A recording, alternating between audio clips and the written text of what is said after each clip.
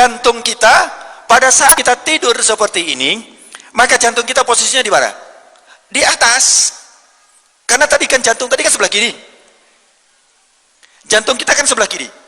Terus kemudian kalau kita miring ke sana, maka jantung kita di bawah, paru-paru kita di atas. Sehingga di saat memompa, di saat paru-paru memompa untuk ekspirasi dan inspirasi, itu menekan daripada jantung. Bagaimana Rasulullah sallallahu alaihi wasallam mengajarkan agar tidur itu sehat? Padahal kita tahu bahwa zaman itu 15 abad yang lalu belum ada kedokteran yang secanggih seperti saat ini. Seperti pada saat ini kita bisa melihat apa yang ada di dalam tubuh kita dengan alat-alat yang cukup canggih, terus berkembang. Dengan semakin berkembangnya alat-alat ini, dengan semakin berkembangnya alat medis ini, semakin membuktikan, semakin kita kagum kepada apa yang diajarkan oleh Sayyidina Muhammad Rasulullah sallallahu alaihi wasallam. Mengapa demikian? Karena apapun yang dilakukan oleh Rasulullah sebenarnya adalah merupakan semuanya itu petunjuk dari Allah Subhanahu wa taala. Tidak ada yang dilakukan oleh Rasulullah kecuali dalam keadaan dikontrol oleh Allah Subhanahu wa taala, termasuk segala kegiatan, termasuk makan, tidur pun itu diatur oleh Rasulullah sallallahu alaihi wasallam. Setelah diteliti pada saat ini bagaimana seseorang yang tidur dengan baik, bagaimana hubungannya dengan organ-organ yang ada pada tubuh kita. Rasulullah sallallahu alaihi wasallam dalam satu hadis dia menyampaikan bahwa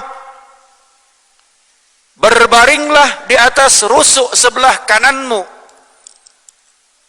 Apa hikmah di balik itu?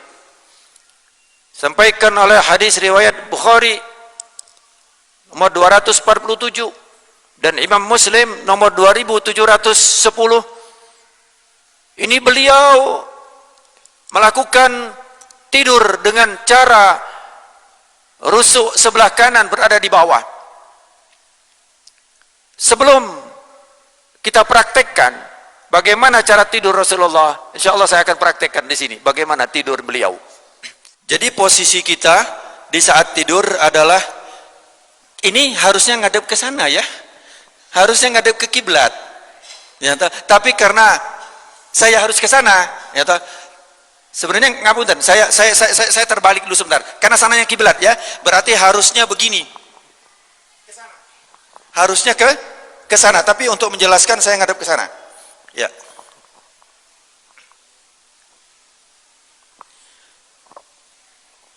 Anggap sana kiblat. Ya, kita contohkan sana kiblat. Jadi tidurnya kenapa miring ke kanan? Pada posisi miring ke kanan, kita perhatikan dulu paru-paru sama jantung. Kalau otak saya nggak kupas, nanti lebih rumit lagi. Untuk kenapa orang tidur itu bisa fresh, orang tidur itu bisa nikmat, orang tidur itu bisa kembali pulih, tidak capek, karena otak kiri itu bekerja lebih berat dibandingkan dengan otak kanan. Karena berpikir otak kiri itu menghitung jarak, mengukur, itu macam-macam, itu sebelah kiri. Sehingga posisi kita tidur seperti ini, saya contohkan dulu ya. Jadi kita tidur, tangan ini diletakkan di pipi, ya, tangan diletakkan di pipi di sini. Kemudian kenapa kita miring ke kanan? Nah, satu otak kita yang sebelah kiri itu berada di atas, sehingga tidak ditekan oleh otak yang sebelah kanan, sehingga dia lebih enteng nanti selama proses daripada tidur itu. Kemudian yang kedua, secara singkat, ini saya harus cepat ini ya, nggak apa-apa ya. Jantung kita pada saat kita tidur seperti ini, maka jantung kita posisinya di mana? Di atas. Karena tadi kan jantung tadi kan sebelah kiri. Jantung kita kan sebelah kiri. Terus kemudian kalau kita miring ke sana, maka jantung kita di bawah, paru-paru kita di atas. Sehingga di saat memompa, di saat paru-paru memompa untuk ekspirasi dan inspirasi, itu menekan daripada jantung. Kenapa? Karena dia berada di sini. Bisa dipahami? Nah, jantung pun dia memompa yang 70 kali per menit itu juga terhambat. Kenapa? Karena ada yang membebani.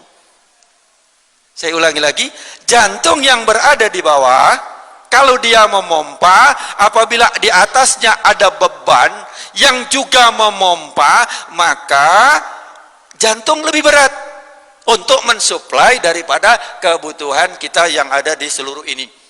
Sebaliknya, kalau berada di atas, ini paru-paru 1, 2, 3, ini jadi bantalan buat jantung, sehingga jantung mompanya lebih rileks, lebih mudah. Kemudian paru-paru juga. Nah, di saat tidur itu pernafasan kita turun. Tidak 16, 12, 14, ya tidak sampai 20. Turun. Kenapa? Karena ini tadi. Subhanallah. Rasulullah ajarkan seperti ini, padahal Rasulullah tidak mengenal anatomi. Tetapi kenapa? Itu sangat istimewa. Di saat kita tidur seperti itu, bahwa paru-paru itu tidak menekan daripada jantung.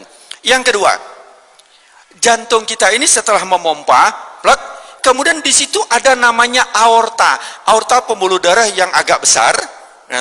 Itu kemudian posisinya itu lebih atas dari organ yang lain. Jadi kalau posisi seperti ini, ngapunten, seperti ini posisinya, ya, maka posisi daripada aorta tadi dia naiknya sebelah sini.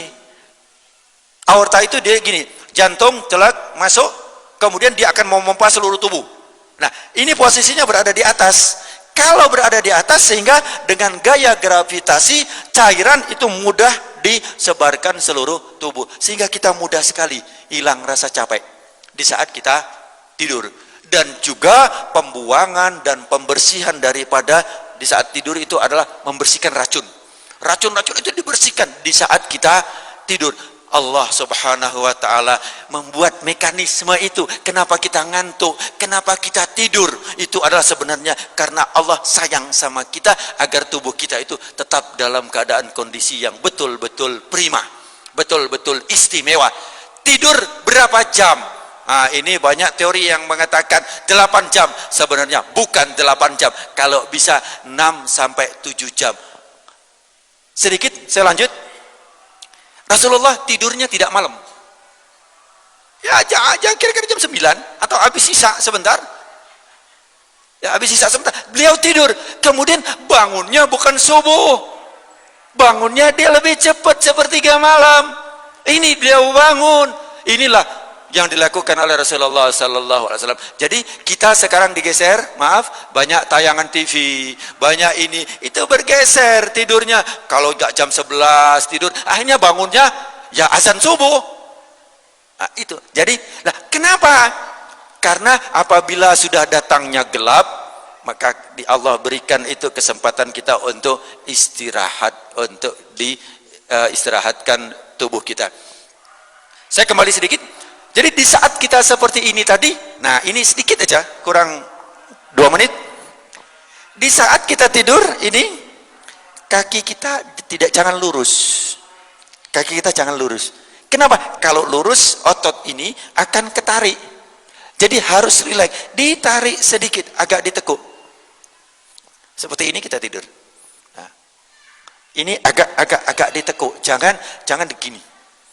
Tidurnya jangan begini. Tetapi tidurnya sedikit dikendorkan. Kenapa? Kalau dikendorkan, otot ini akan lebih lemes, lebih rileks. Nah, kalau ini rileks, tidak kencang rileks, maka malam hari kita bangun atau sholat subuh, coba kita lihat ya, sholat subuh itu lebih lama berdirinya, Pak.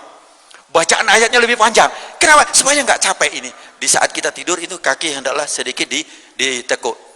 Ini kita lihat apa yang diajarkan oleh Rasulullah SAW. Kita lihat bagaimana seorang bayi yang berada dalam kandungan. Padahal Rasulullah tidak mengenal USG. USG itu sebuah alat yang sekarang mungkin sudah paham untuk melihat bagaimana kondisi baik janin.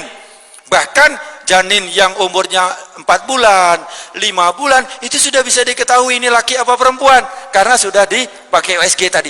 Nah, bagaimana kondisi bayi yang ada di dalam kandungan? Itu juga seperti ini, bayi bukan lurus seperti ini yang ada di bayi. Jadi kalau mau kita kembali kepada apa yang diajarkan oleh Rasulullah SAW, itu sudah Allah ajarkan di saat kita tidur di dalam kandungan ibu kita. Mudah-mudahan insya Allah yang sedikit ini sebenarnya masih cukup panjang, tetapi saya waktunya sangat-sangat singkat sekali. Sekali lagi saya mohon maaf apabila dalam kajian ini kurang sempurna. Karena apa? Masih banyak sekali saya belum menceritakan bagaimana kondisi mulut, kondisi hidung. Orang yang tidur telentang boleh saja, ya toh, tetapi biasanya di saat tidur telentang maka mulutnya terbuka, sering terbuka. Tapi kalau tidur miring mulutnya nggak terbuka. Jadi kalau kita tidur telentang begini, telentang begini, maka mulut kita terbuka, sehingga pernafasan tidak melalui hidung. Pernapasan melalui mulut. Kalau pernapasan melalui mulut, maka mulut kita akan kering, bakteri masuk. Kita harus tahu berapa jumlah bakteri yang akan masuk ke dalam hidung kita per hari. 40 miliar yang masuk partikel ke dalam hidung kita. Allah Subhanahu wa taala siapkan bulu hidung. Allah Subhanahu wa taala siapkan lendir yang ada di sini. Allah Subhanahu wa taala siapkan tonjolan-tonjolan yang ada di hidung. Allah persiapkan di dalam sini ada sebuah kipas yang untuk membersihkan, di mana kecepatan daripada kipas ini 20 kali per detik. Subhanallah. Maha suci engkau ya Allah. Subhanallah, subhanallah, subhanallah. Sehingga kita diajarkan oleh Rasulullah SAW, di saat kita setelah sholat jangan lupa bertasbih dengan mengucapkan subhanallah. Tapi jangan cepat-cepat. Kadang-kadang cepat-cepat maca subhanallah itu pelan-pelan saja, tetapi yang berkualitas. Subhanallah, subhanallah, subhanallah. Mudah-mudahan insya Allah ini yang bisa saya sampaikan, mudah-mudahan bermanfaat buat kita semua. Amin Allahumma amin. Al-Fatihah.